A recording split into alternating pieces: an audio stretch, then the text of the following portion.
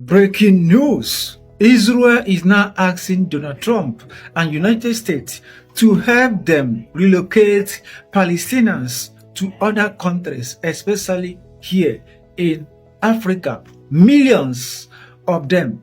Take a look at this report. As you can see, in a world already fractured by conflicts, injustice, and political hypocrisy, a dark secret has just come to light. One that not only shakes the very foundation of Middle Eastern diplomacy, but also insults the sovereignty and dignity of Africa. What if we told you that the Prime Minister of Israel, Benjamin Netanyahu, once asked for this, President Donald Trump to forcibly relocate Palestinians to Africa? Yes, you heard that right.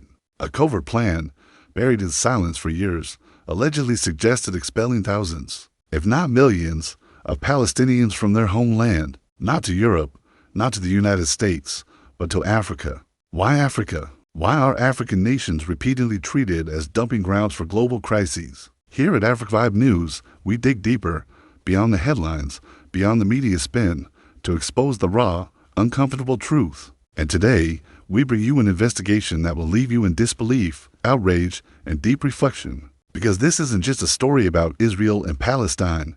It's a story about how Africa is still viewed by powerful nations and how that perception is being used to exploit, manipulate, and displace innocent lives. This is Africa Vibe News, and this is the shocking story of how Netanyahu tried to send Palestinians to Africa with Trump's help. The allegations first came to light through a leaked report from officials close to the Trump administration, who were involved in drafting the now-defunct proposal once labeled the deal of the century. This deal, pitched by Trump's White House as a peace plan, was meant to resolve the decades-old Israeli-Palestinian conflict. But behind closed doors, hidden from public scrutiny, was a radical suggestion allegedly made by Benjamin Netanyahu himself: relocate Palestinians from the West Bank and Gaza to third-party African nations under the disguise of humanitarian resettlement. According to sources who spoke under anonymity, the Israeli Prime Minister allegedly floated the idea of approaching unspecified African countries with offers of aid,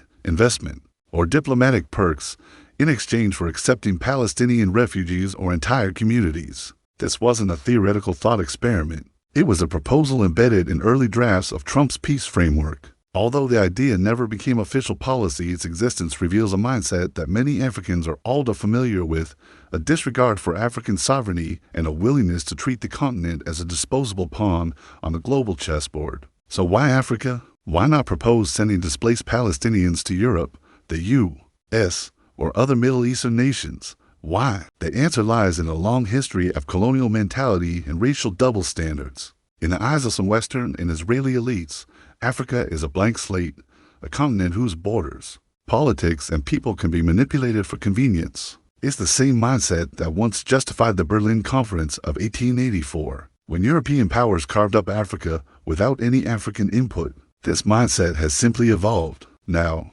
it's expressed through aid-based diplomacy, strategic militarization, and proposals like this, where African nations are expected to absorb the cost of other nations' conflicts in return for loans or diplomatic favors. For Netanyahu and others in his circle, sending Palestinians to Africa was never about peace. It was about ethnic removal, a quiet, sanitized version of forced displacement, a modern exile wrapped in political language. And for Africa, it was yet another insult, another case of being treated as the garbage bin of global geopolitics. You might expect loud condemnations from African Union leaders or a wave of diplomatic backlash, but instead, the response was a deafening silence. Why? Because Africa's political elite, in many cases, had become dependent on Western and Israeli investment, and often avoid criticizing powerful allies, no matter how outrageous the proposal. However, not all voices were silent. A few African intellectuals and independent leaders, including activists in Kenya, Uganda, South Africa, and Senegal, strongly condemned the notion of using Africa as a relocation zone for geopolitical cleanups. One prominent Pan-African scholar even wrote, "We are not a dumping ground. We are not a refugee camp for the world.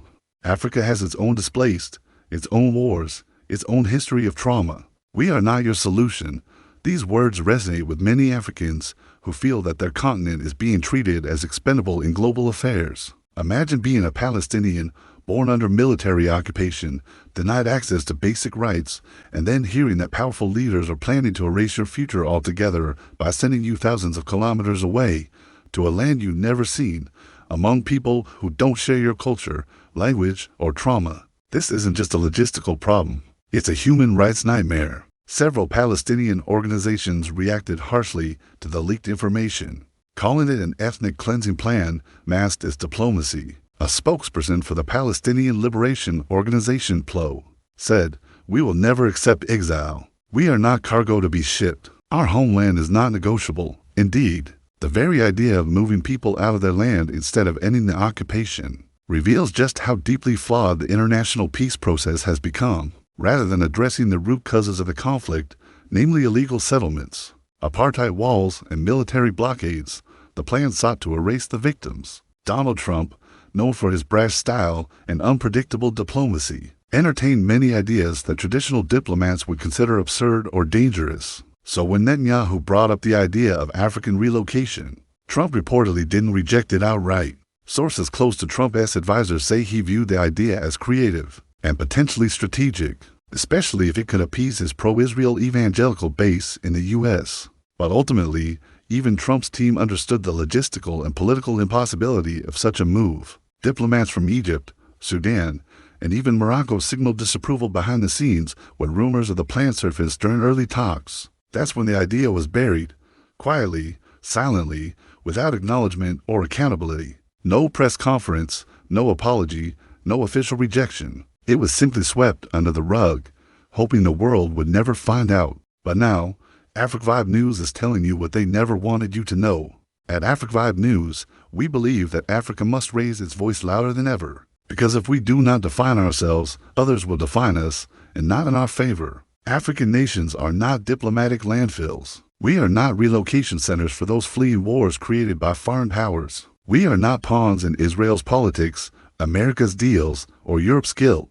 We are a continent of sovereign people, rich history, and cultural pride. Any plan that assumes Africa will silently accept foreign refugees without consultation, negotiation, or consent is not just disrespectful, it is dangerous. As more African countries rise economically and politically, the time has come to reject these colonial-era ideas once and for all. We must demand transparency, respect, and equal partnership, not exploitation disguised as diplomacy. Strangely, despite the explosive nature of the leaked proposal, most mainstream media outlets refuse to cover it. Why?